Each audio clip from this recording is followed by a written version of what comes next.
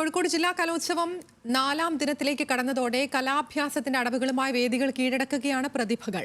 കലാവിരുന്നിന് ഒരു ദിനം മാത്രം ശേഷിക്കെ ഇഞ്ചോടിഞ്ച് പോരാട്ടത്തിലാണ് ഓരോ മത്സരാർത്ഥിയും. മേളയുടെ 3ാം ദിനം പിന്നിട്ടപ്പോൾ 460 പോയിന്റുമായി കോഴിക്കോട് സിറ്റി ഉപജില്ലയാണ് ഒന്നാമത്. മലബാർ ക്രിസ്ത്യൻ ഹയർ സെക്കൻഡറി സ്കൂളിലെ വൈക്കം മുഹമ്മദ് ബഷീറിന്റെ പേരിലുള്ള വേദി 1-ൽ സംഘനൃത്തത്തോടെയായിരുന്നു 3ാം ദിന മത്സരങ്ങളുടെ ആരംഭം.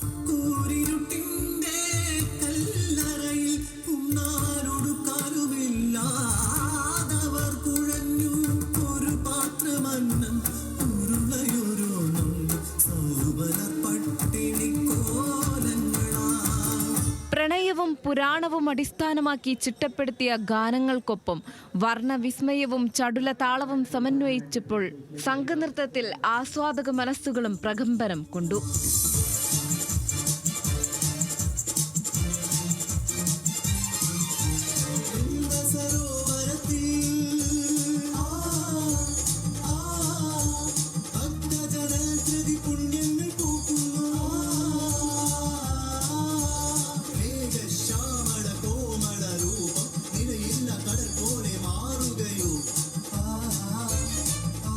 ഹൈസ്കൂൾ വിഭാഗം ഒപ്പന, നാടകം, ഭരതനാട്യം, ഓട്ടൻതുള്ളൽ, ഹയർ സെക്കൻഡറി വിഭാഗം കുച്ചിപ്പുടി, കേരള നടനം, കോൽക്കളി തുടങ്ങിയവയായിരുന്നു ഇന്നത്തെ പ്രധാന മത്സരങ്ങൾ.